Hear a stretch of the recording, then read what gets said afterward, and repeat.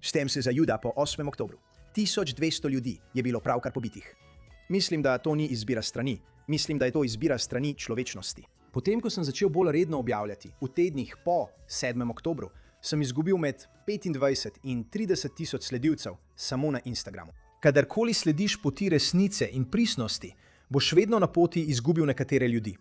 Prav tako pa boš pritegnil ljudi, ki naj bi bili v tvojem življenju. Najpomembnejša stvar za vsakega posameznega Juda na zemlji je, da pride v Izrael in tukaj preživi nekaj časa. In da začutiš magijo, da začutiš energijo. Bodi popolnoma in brez opravičevanja ponosen na svoje judovstvo.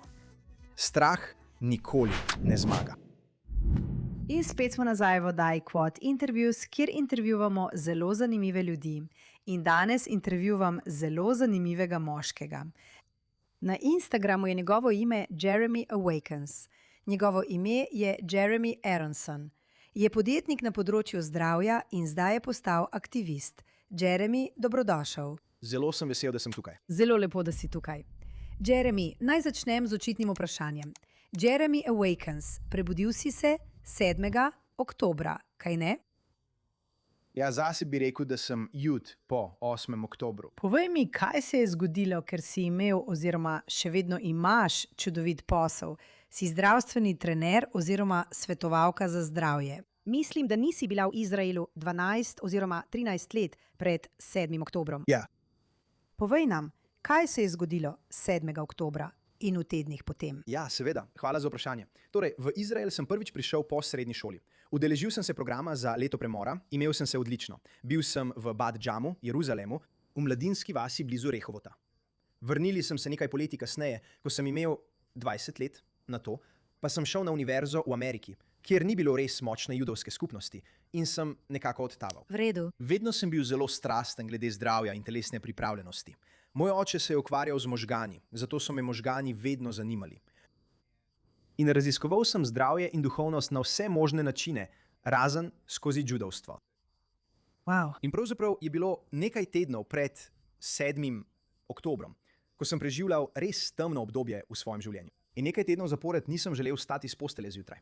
In sem si mislil, kaj manjka v mojem življenju. Obstaja neka praznina, ki jo moram nasloviti, ki jo moram odkriti, kaj je pravzaprav glavni vzrok, zakaj se počutim tako. In preprosto sem meditiral.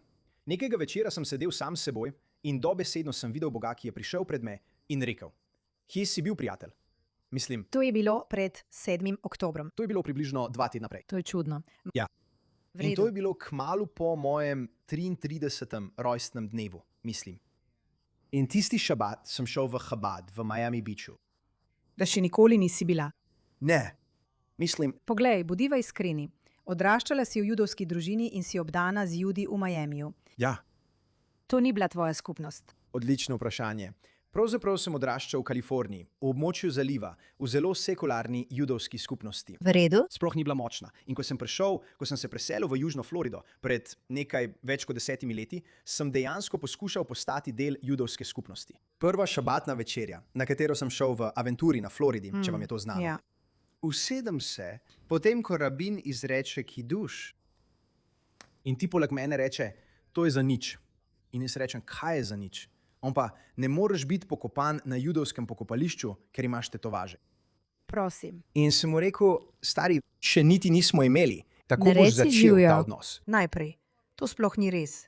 Sicer preživeli holokausta s tetovažami na rokah, ne bi bili pokopani na judovskem pokopališču. Ja, in kar je še pomembneje, to je samo še potrdilo, zakaj me je judovstvo prej odbijalo.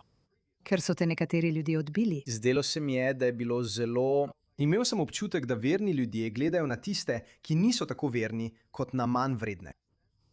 In to je nekaj, zaradi česar imam zdaj občutek, da sem na misiji, da prinesem več enotnosti med judovsko ljudstvo. Ni mi mar, ali si sefard, aškenaz, levi, desni, modri, rdeči, vrni, nevrni. Vsi smo del tega edinstvenega plemena. Smo 0,2% svetovnega prebivalstva. 0,02? Zakaj ustvarjamo 2? 2. Ljudje ves čas pravijo 0,02. Si prepričan? Sem kar prepričana. 0,02%. Ne glede na to. Bomo to pogledali, preverili bomo dejstva. Kakorkoli. Prav? 15 milijonov nas je v morju, 8 milijard ljudi. In si mislim, zakaj ustvarjamo razdvojenost znotraj našega plemena? No, to je velika judovska tradicija, kaj ne? Prepiranje. Vprašanje je, kdaj se spor v imenu nebes, kot pravimo, spremeni v toksične, grde razdore. Ampak vrniva se k tvojima 2 tednoma pred 7. oktobrom in nato k temu, kaj se je zgodilo. Malo sem 7. zašel s tem. oktobra. Ja, v redu je. Tako da v bistvu to se je dogajalo. Torej, nekaj tednov pred 7. oktobrom si imela nekakšno razsvetljenje, ko si pomislila, da potrebuješ več judovske duhovnosti v svojem življenju. Točno tako. Tako si šla v Chabad. Tisti naslednji ponedeljek sem šel v Chabad. Rabin iz Chabada me je srečal v kavarni, kjer sem običajno zjutraj delal v Miami Beachu. In tam sva si začela nadevati tefilin. Preprosto je prišel. Pripeljal se je s kolesom. Nadevala sva si tefilin. Malo sva se pogovarjala. Potem pa sva šla vsak po svoje naprej s svojim dnem. In zgodilo se je, da so drugi Judje v kavarni to videli in začeli smo ustvarjati to majhno skupnost. In potem sem ustvaril nekaj, kar sem poimenoval Tefilin Gang. To je bilo prej, tik pred 7. oktobrom. Tefilin banda je bila ustvarjena malo kasneje, ampak kot Ti ljudje že so bili začenjaš. navdihnjeni. Začel sem si nadevati tefilin tik pred 7. oktobrom. In to sem delil na svoji zgodbi. In ljudje so govorili, kot sploh nisem vedel, da si Jud. In to je vračalo verske ljudi, ki so odtujeni od judovstva, nazaj. To je zanimivo. Ta fant, ki ga spremljam, si želi več stika z judovstvom. To je zanimivo. Morda se želim tudi jaz znova povezati s to energijo. Potem pa pride 7. oktober. Spomnim se, da je bila nedelja. Bil sem v Soho Beach House v Miami Beachu in sem se imel odlično na strešnem bazenu. In eden od prijateljev, s katerim sem bil, mi je pokazal telefon. Rekel je, nekaj norega se dogaja v Izraelu. Sprva sem si mislil, da se v Izraelu vedno dogaja kaj norega. Potem pa je rekel, ne, tokrat je videti nekoliko bolj resno. Kmalu zatem sem šel domov in si ogledal, kaj se dogaja. In sem bil res šokiran. To je noro. In še bolj noro je bilo, da se spomnim se, da sem morda že naslednji dan, 8. oktobra, objavil zgodbo na Instagramu. Rekel sem si, to je resnično tragično, veš. In imel sem kup ljudi, za katere sem dejansko mislil, da so moji prijatelji v duhovni skupnosti, v skupnosti v Miamiju. In oni so rekli, kot ustvarjaš razdor in delitev med človeštvom, ker izbiraš stran. In jaz sem bil kot, o čem govoriš, prijatelj? Pravkar je bilo pobitih 1200 ljudi. Ne, mislim, da je to izbiranje strani. Mislim, da to pomeni postaviti se na stran človečnosti. Ne mislim, da je sporno, če se izrečeš proti temu grozljivemu terorističnemu napadu, ki se je zgodil. V redu, Jud ali ne Jud, mimo grede. Sem za Team Human, kaj ne? Torej, to se je zgodilo. In potem so bili to ljudje, od katerih tega nisi pričakoval. Ja. Kot tisti, ki so te kritizirali, ker si zavzela stališče. Poslušaj, postal sem zelo imun na kritike in na to, da me izobčijo, ter da ljudje govorijo slabo o meni. Veš, že od začetka, leta 2020, imel sem svoja lastna mnenja o cepivu in covidu. Ja. Zaradi tega se je veliko ljudi spravilo name. In tako sem dobil debelo kožo. Na tej točki sem bil tak, da se ne opravičujem. Povem svojo resnico. Če ti je všeč, super. Če ti mi, tudi super. Prav. In kar se je zgodilo je, da je eden mojih najboljših prijateljev v Miami Beachu dobesedno živel 2 ulici stran od mene. Spomnim se svoje prve objave, ki sem jo naredil, mislim, da 9. ali 10. oktobra. Komentiral je. Ni mi pisal sporočila, ni mi poslal SMS-a v stilu, ej človek, kako si, vem, da si Jude, to mora biti kar zahtevno. Dejansko je komentiral objavo in rekel, tvoje ime bi moralo biti Jeremy Asleeps, ne Jeremy Awakens. Trenutno spiš. In bil sem tako, prijatelj, nimaš niti poguma, da bi prišel 2 ulici do moje hiše in se pogovoril. Veš? In takrat sem si rekel, v redu, to bo zanimivo potovanje. In to potovanje je pomenilo, da si izgubil nekaj 10.000 sledilcev, kaj ne? Ja, tako da sem začel predvsem s tem, da sem se želel bolj izobraziti o tem, kaj se dogaja. Ampak začel sem tako, da sem vsako jutro snemal zgodbe. Se zbujal zelo zgodaj in si rekel, v redu, kaj lahko danes naredim, da podprem judovsko ljudstvo in državo Izrael v tem času. In potem sem začel postajati bolj samozavesten. In vse bolj me je začelo gnusiti vse, kar sem videl, da se dogaja v Evropi in vseh teh večjih mestih. Ampak ali te je tvoja lastna skupnost razočarala? Mislim, ko rečem skupnost, mislim na zdravstveno skupnost. Skupnost, katere del si bil, tvojo strokovno skupnost. Si čutila poseben odpor z njihove strani? Ja, res je, duhovna skupnost. Ali pa duhovna skupnost, joga skupnost, Zabavno meditacijska skupnost. Zabavno je, ker me je to res prisililo, da sem na novo opredelil, kaj je duhovnost. Ker veliko ljudi misli, da je duhovnost nekaj takega kot grem na ta meditacijski umik, bom vadil jogo. Veš, Jam objemal bomb bom granolo. kakšno drevo. Ja, točno tako. In ne razumi me narobe, te stvari te lahko res naredijo bolj duhovnega. Ampak ugotovil sem, da večina teh ljudi uporablja duhovnost samo kot masko. Maska? Zakaj? Maska, da izgledajo kot izjemno sočutna, pravična oseba, medtem ko so v resnici popolno nasprotje. Samo zmedeni so. Sledijo tej zgodbi, ki jo vidijo na TikToku, v osrednjih medijih, namesto da bi dejansko odkrili resnico. In zame je duhovnost resnica. To je resnična, pristna povezava z resnico. To pomeni imeti neposredno povezavo z Bogom.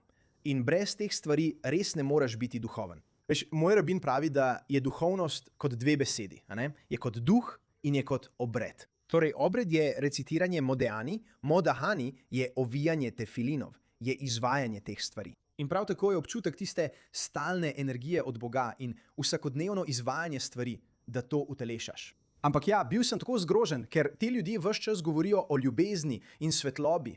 Oni so bili tisti, ki so govorili: globalizirajmo intifado. Točno tako. In poslušaj, naučil sem se, da preprosto nekako to bila je odlična lekcija zame, da resnično spustim pričakovanja, spustim kakršnekoli predstave. In resnično sem se osredotočil nase, na svojo resnico in na judovsko ljudstvo.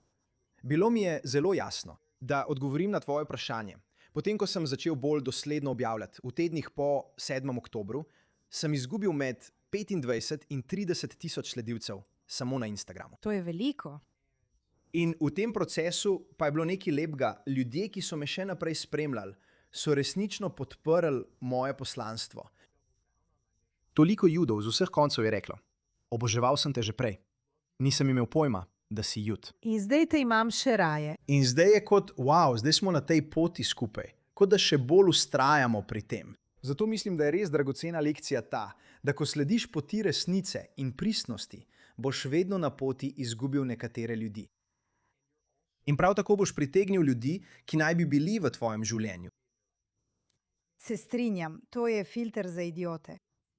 Da, to je zelo dober način, da to poveš. To je samo filter za slabe ljudi, tako jaz to vidim. Ali pa vsaj za zmedene ljudi, ali ljudi, ki si niti ne vzamejo časa. Veš, imam veliko prijateljev v tujini, ki so izgubili veliko prijateljev. Ljudje, za katere so mislili, da so njihovi prijatelji.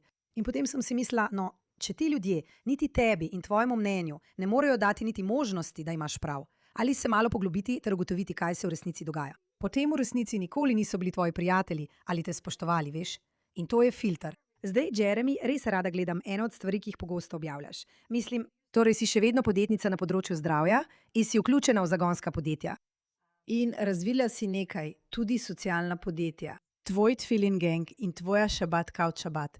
Razširjanje šabata, za katerega mislim, da je ena od daril, ki jih imajo Judje za svet, je šabat.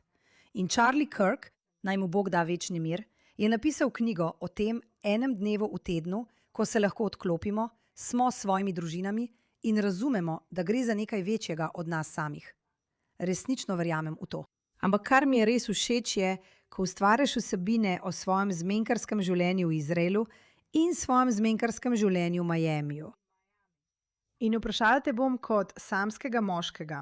Povej nam nekaj nepričakovanih razlik, na katere res nisi računal, ko si začel prihajati in preživljati več časa tukaj v Izraelu. V redu, to je odlično vprašanje.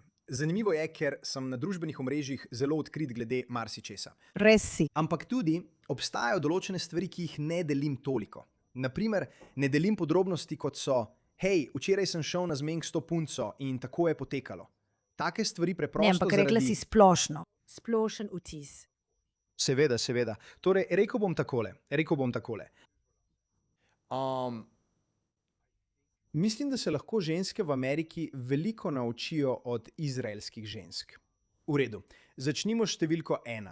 To je samospoštovanje. Zelo običajno je, še posebej na krajih, kot je Miami, ampak mislim, da na splošno po vsej Ameriki, da greš na nekaj zmenkov z dekletom in potem greš z njo v posteljo. Kot da je to skoraj pričakovanje, to je skoraj postalo nekaj običajnega, kaj ne? V Izraelu to ni običajno. Pravzaprav moraš z žensko zgraditi globjo, bolj smiselno povezavo. Moraš ji dati občutek varnosti. Popolnoma ti mora zaupati, če ti bo dovolila takšen dostop. In mislim, da je to lepo. Mislim, da bi tako moralo biti. Skoraj vsaka izraelska punca je pri 18 služila v vojski. Zato imajo tudi povsem drugačno raven samostojnosti, moči in odpornosti. Zrelosti, ja. Pomislite na to. 18-letna dekleta v Ameriki se na fakulteti opijajo do nezavesti, počnejo vse mogoče stvari. In spet, ne obsojam tega, samo pravim, da katero od teh poti bi želel, da bi jo ubrala moja bodoča žena? Ali pa vaša hči. Točno tako. Torej, to je nekaj temeljnih razlik. Tu je nekaj temeljnih razlik. Jaz mislim, da tudi izraelske ženske z vidika čiste fizične privlačnosti so veliko bolj privlačne kot dekleta v Miamiju. Mislim, da ima Miami... Miami je znan po lepih ženskah. Torej, mislim, da je tukaj razlika. Prav, Miami ima veliko privlačnih deklet. Veš, veliko ličiv, polnila za ustnice, prsni vsadki. Spet, nisem tukaj, da bi sodil o teh stvarih. Tvoje telo, tvoja izbira. Naredi, kar želiš. V redu. Ampak ena izmed stvari, ki se mi zdi najbolj privlačna pri večini žensk v Izraelu, je ta, da so večinoma precej naravne.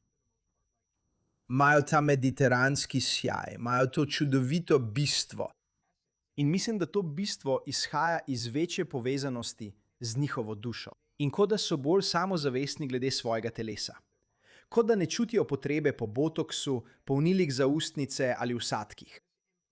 Morda je tudi manj družbenega pritiska.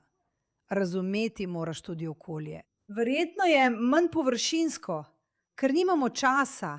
Veš, moramo se boriti proti sovražnikom in zato imamo morda manj časa za takšno urejanje.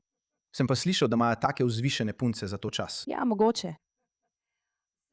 Torej, Jeremy, če se vrnemo k tvojim neverjetnim pobudam, nam povej malo o svoji skupini Tefillin Gang. Kaj to danes pomeni? O tvojih šabatnih dogodkih in tudi o tvojem podjetju. Da poskušaš v to državo prinesti nekaj novih zdravstvenih izdelkov. Seveda, ena stvar, ki jo želim še omeniti pravzaprav. O dekletih? O ženskah in primerjavi. In spet bom naredil hitro primerjavo med ženskami v Miamiju in ženskami v Izraelu. V redu. Tako da lahko grem na zmenk z dekletom v Miamiju, jo peljem na res lepo večerjo, imava odličen pogovor in seveda plačam račun. To je pač moška vloga.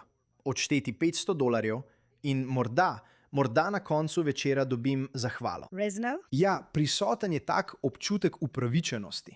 Ker toliko teh punc neki naključni tip z Instagrama pelje v Mykonos, pelje jih tudi v Saint-Tropez. In pričakovanje, ki je nastalo zaradi tega, je neverjetno. Kot da je vse postalo zelo nejasno, ker je vse tako transakcijsko, kaj ne? Ko gre za zmenke v kraju, kot je Miami, zdaj posplošujem, seveda obstajajo tudi resnične povezave, ampak to je velika stvar. In potem na drugi strani spektra, ko grem ven z dekletom v Izraelu in naročim prevoz od doma, da se dobiva v restavraciji in poskrbim, da ji odprem vrata. Preprosto naredim tisto, kar mislim, da so osnovne stvari, ki jih mora moški narediti. Ja. In obstaja skoraj takšna zmedenost, kot kdo si ti. In jaz rečem, ne, to sem jaz. Je to resnično? In jaz rečem, mogoče Izraelci postavljajo nizka merila, ko gre za viteštvo. Ne. Tu skoraj da ni nobenega viteštva. Tako da to tudi cenim, ker mislim, da je hvaležnost zelo pomembna dinamika v odnosu. Strinjam se s tabo. Zame je to preizkus človeka, če je nehvaležen, oprosti, ali pa hvaležen človek. Ker biti hvaležen pomeni ceniti to, kar ti je Bog dal na koncu. In prepričan sem, da ti je to pomagalo. Kako dolgo si že poročen? Poročena sem skoraj 28 let. Vauba Hašem, ja. Čez 2 tedna bova praznovala 28 let. In brez da bi karkoli vedel o vajnem zakonu, bi predvideval, da si vzameta čas, da občasno izrazita hvaležnost in ljubezen drug do drugega. Mislim, da je trik oziroma skrivnost v tem, da sva oba hvaležna. Veš, oba sva še vedno hvaležna, da sva se našla. Zato mislim, da je to pomembno, ker ni samoumevno. Imam veliko čudovitih prijateljic, ki nikoli niso našle ljubezni ali jo še vedno iščejo. In jaz sem zadela na loteriji. Tako jaz to vidim. In mislim, da moj mož čuti enako. Torej je hvaležnost velik del tega. Je tudi velik del judovstva. Prva stvar, ki jo rečemo, ko vstanemo zjutraj, je: hvala ti Bog za to, da lahko diham, da lahko vstanem, da lahko hodim, da lahko vidim. To je tako močno. Molitev, modani, ampak vse to je povezano s hvaležnostjo. In mislim, da bolj kot si hvaležen kot oseba ali bolj kot aktivno vadiš hvaležnost, bolj si srečen. Ja. Bolj si srečen, ker ne gledaš na to, česar nimaš, ampak na to, kar imaš. Kar je. To je hvaležnost. In to je eden od razlogov, zakaj sem se vrnil k judovstvu. Ena od stvari, ki sem jih res začel ceniti, je, da si vzamemo čas, da smo hvaležni za vse. Točno tako. Umivanje rok zjutraj. Veš, pred jedjo, po jedi, po obisku stranišča. Dobesedno jemljemo te majhne mikro doze Hašemove energije skozi ves dan. In jih povzdigujemo na duhovno raven. Točno tako. In vse je povezano s hvaležnostjo. Strinjam se s tabo. Torej, da se vrnem na tvoje prvotno Torej vprašanje. praviš, da so izraelska dekleta bolj hvaležna, ko jim odpreš vrata. Ja, mislim, in spet, večinoma sem imel tudi nekaj zelo zanimivih izkušenj, naprimer z zelo slabo komunikacijo. Veliko sem delal na sebi, da bi postal boljši v komunikaciji in izražanju sebe ter svojih občutkov. In ugotovil sem, za nekatere izraelske ženske morda ni običajno, da se povežejo z moškim, ki je tako odprt in iskren. Ja, običajno ne poslušajo. V tem je stvar. Tako da sem imel sem zelo zanimivo izkušnjo, o kateri ti bom povedal izven etra, ker me je res zelo zmedla. V svojih 35 letih je bila ta res nekaj posebnega. Bil sem resnično zelo zmeden potem. Ampak kakorkoli, nazaj k tvojemu prvotnemu vprašanju o Tefilin Gangu, šol za šabat. Eden od razlogov, zakaj sem bil večino svojega življenja tako odtujen od judovstva, je bil ta, da sem imel občutek, kot da obstaja ta ločitev med religijo in duhovnostjo. In bilo je tako, kot da sem duhoven, a nisem veren, ali pa sem veren, a nisem duhoven. Jaz sem si želel premostiti to vrzel. Tako je bil Tefilin Gang. Dobesedno samo jaz, ki sem si ovijal tefilin kot priložnost za globjo povezavo z Bogom, za meditacijo, za ta trenutek. In res verjamem, da sem lahko to orodje. Lahko sem tisti kanal, ki pripelje druge moške kot sem jaz, ki so odtujeni od judovstva, da si ovijajo tefilin. In da to postane navada. Ne iz prisile, ne pa v smislu, da si slab, če tega ne počneš, ampak da to je močno orodje, če želiš poglobiti svojo povezavo z Bogom. Tako smo to razvili, veš, naš Instagram račun je trenutno blokiran, ampak verjetno smo pomagali oviti tefilin približno 1500 moškim. Tefilin Gang je blokiran. Ja, vedno gremo skozi zanimive procese. Soulful Shabbat. Hodil sem na vse te šabatne večerje v Miamiju. In vse so bile super, ampak vse so bile enake. Bilo je tako, da so se ljudje povezovali samo z osebo levo, desno ali nasproti njih in imeli zelo površinske pogovore. Odkot si? Kako dolgo si že v Miamiju? Kateri je tvoj najljubši kraj tukaj? Ja, in to je spet v redu, ampak to je gradilo temelje za površinske pogovore. In to je bil problem, ki sem ga želel rešiti. Mislim, da si večina ljudi želi čustvene globine, pa če se tega zavedamo ali ne. Tako je. Soulful Shabbat, stičišče tradicije in preobrazbe. Tako imamo za vsako mizo edinstvena vprašanja za pogovor, na zelo odprt način, ki so morda povezana s tedenskim odlomkom iz Tore. Lahko je povezano tudi s prazniki, naprimer s pašo, naprimer, kaj je tvoj notranji Egipt, iz katerega želiš pobegniti v svojem življenju. Da je to pomembno, da je relevantno, predvidevam. Točno tako. In največji odziv, ki sem ga dobil, je, da ljudje čutijo, da dejansko ustvarjajo smiselne povezave, prijateljstva za vse življenje. Verjetno sem bil nekakšen posrednik pri spoznavanju in nekaterim ljudem, dobro, zate, Jeremy.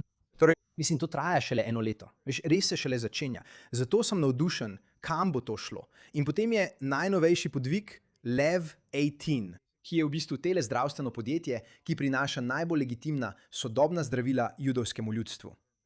Lev pomeni srce.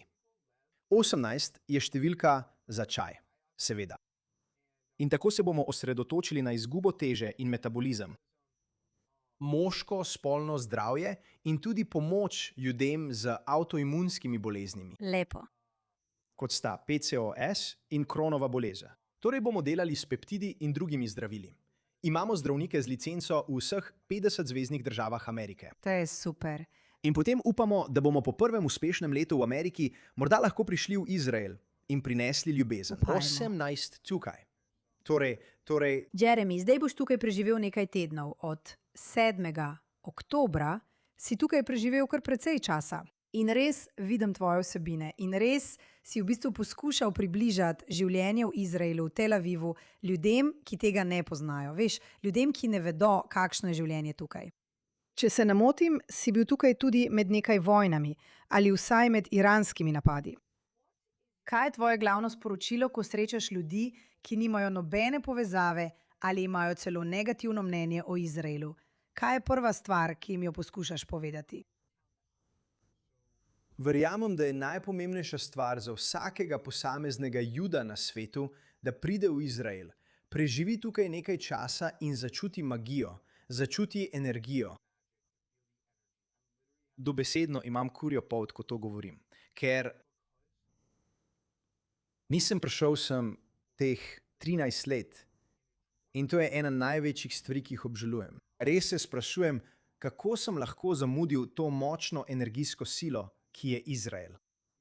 Veš, Tel Aviv je seveda neverjeten, zaradi nočnega življenja, plaže, sončnega zahoda, glasbe, vse to je neverjetno. Ampak biti v Jeruzalemu je tudi tako edinstven občutek. To je kot duhovna poživitev. Res je.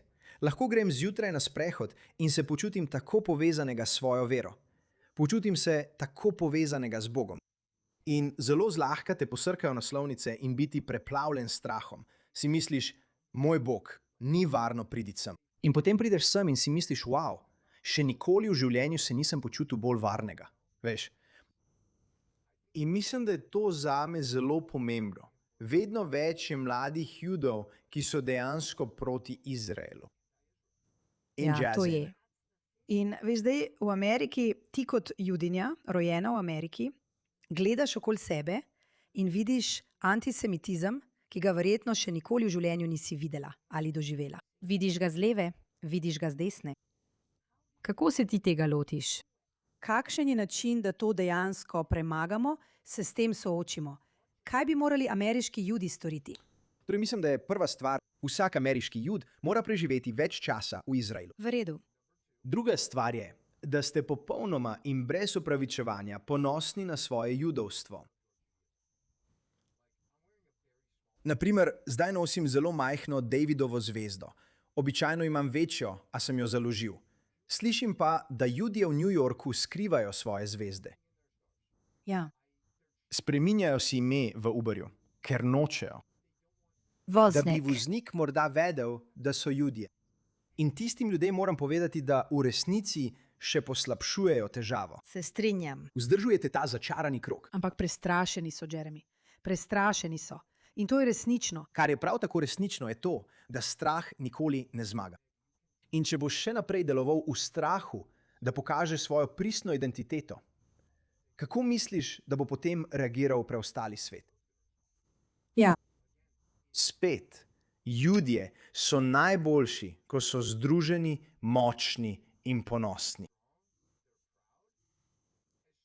Takoj, ko pokažemo ranljivost znotraj naše skupnosti, svet ve, da smo šibki.